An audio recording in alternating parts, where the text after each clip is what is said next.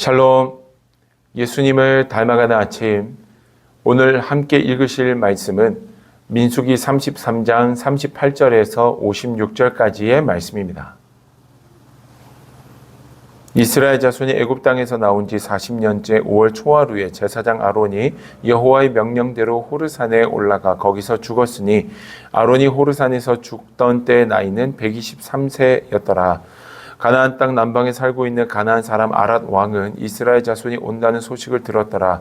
그들이 호르산을 떠나 살모나의 진을 치고 살모나를 떠나 분온의 진을 치고 분온을 떠나 오봇의 진을 치고 오봇을 떠나 모압 변경 이에아바림의 진을 치고 이임을 떠나 디본갓의 진을 치고 디본갓을 떠나 알몬 디블라다임의 진을 치고 알몬 디블라다임을 떠나 느보 아바림 산의 진을 치고 아바림 산을 떠나 여리고 맞은편 요단 강가 모압 평지의 진을 쳤으니 요단 강가 모압 평지의 진영이 베델시못에서부터 아벨 시딤에 이르렀더라.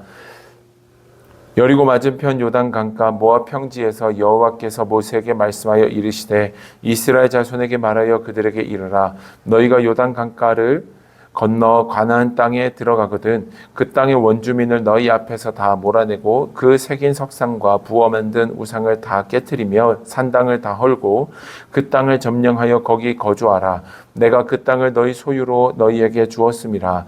너희의 종족을 따라 그 땅을 제비 뽑아 나눌 것이니 수가 많으면 많은 기업을 주고 적으면 적은 기업을 주되 각기 제비 뽑은 대로 그 소유가 될 것인즉 너희 조상의 지파를 따라 기업을 받을 것이니라. 너희가 만일 그 땅의 원주민을 너희 앞에서 몰아내지 아니하면 너희가 남겨둔 자들이 너희의 눈의 가시와 너희의 옆구리에 찌르는 것이 되어 너희가 거주하는 땅에서 너희를 괴롭게 할 것이요 나는 그들에게 행하기로 생각한 것을 너희에게 행하리라. 아멘. 오늘 우리가 보고 있는 민수기 33장은 이스라엘 백성들이 거쳐왔던 그 지역을 이야기합니다. 특별히 모세는 하나님께서 가게 하셨던 곳임을 이야기하며 그 모든 지역을 다녔던 그 시간들이 하나님의 은혜였음을 이야기합니다.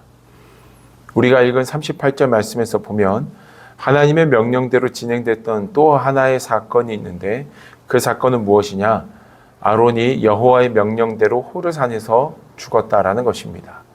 123세 나이에 호르산에서 죽음을 맞이하였던 아론의 이야기를 오늘 본문의 말씀에서는 다른 이야기들과는 좀 다르게 조금 더 자세하게 기록을 하고 있습니다.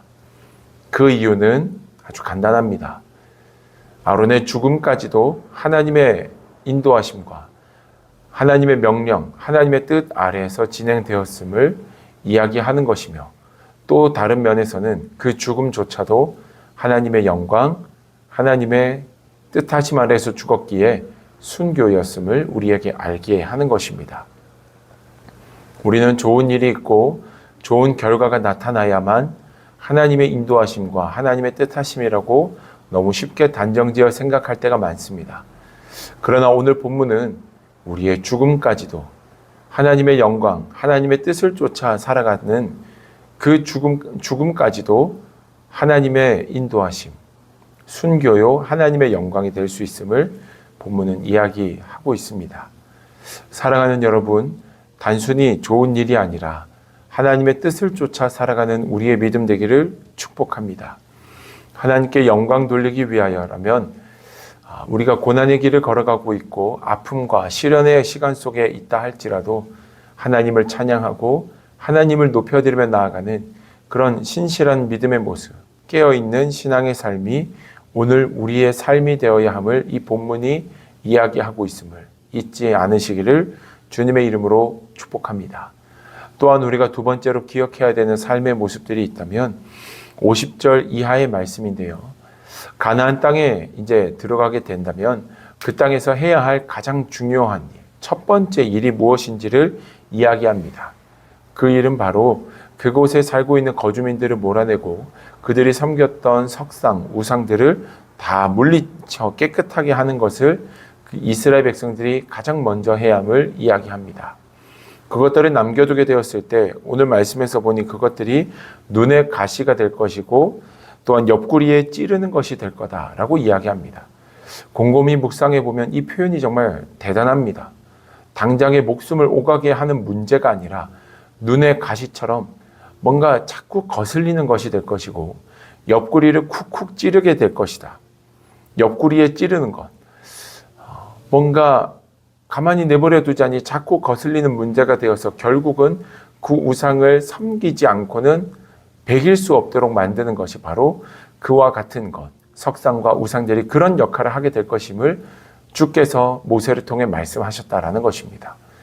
만약에 석상과 우상들이 당장의 목숨을 빼앗아가고 진짜 나타나서 우리의 옆구리를 찌르고 피가 나게 하는 것이었다면 당장에 물리쳤을 것이지만 그렇게 눈에 보여지는 또한 육신의 고통을 당장 가져다 주는 것이 아니다 보니 남겨두게 되면 결국은 그것들이 우리의 옆구리를 쿡쿡 찔러 우상을 섬기게 될 것이다. 하나님의 표현이 정말 놀라운 표현이지 않을 수 없는 그 이야기를 오늘 본문의 말씀 속에서 하고 있습니다. 죄라는 것이 그런 것 같습니다.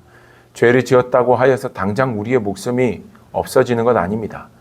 저희가 금요일에 한번 나누었지만 죄를 짓고 회개하는 것이 때로는 우리에게 더 속편할 때가 많습니다. 그러나 하나님은 그 문제를 민감하게 반응해야 됨을, 그것이 곧 우리의 눈의 가시처럼 우리의 옆구리를 찌르는 것이 되어서 결국 우리로 하여금 하나님을 온전히 바라보지 못하게 할 것이라고 오늘 본문은 분명히 이야기하더라라는 것입니다.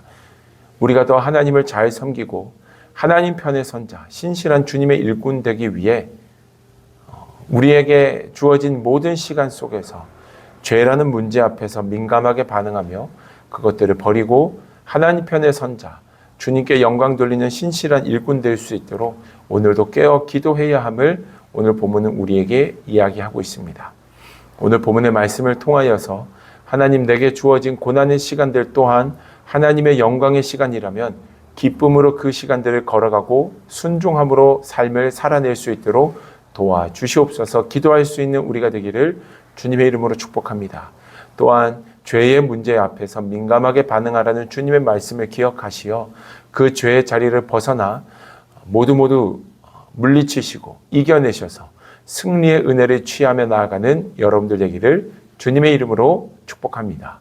기도하겠습니다. 살아계신 아버지 하나님, 오늘 말씀을 통해 우리가 오늘 이 하루를 어떠한 삶을 살아가야 되는지를 깨닫게 하심에 감사합니다. 하나님, 우리에게 당장 목숨에 영향을 주지 않는다고 하여서 우리가 우리에게 찾아온 고난과 죄의 문제를 너무나도 쉽게 여기고 생각해 왔다면 용서하시고 하나님의 뜻하심과 인도하심 아래서 주님만 바라보고 의지하며 넉넉히 이기고 승리하는 삶을 살아갈 수 있도록 도우시고 인도해 주옵소서. 오늘도 우리의 삶을 승리케 하실 살아계신 주님을 찬양하며 예수님의 이름으로 기도드립니다. 아멘.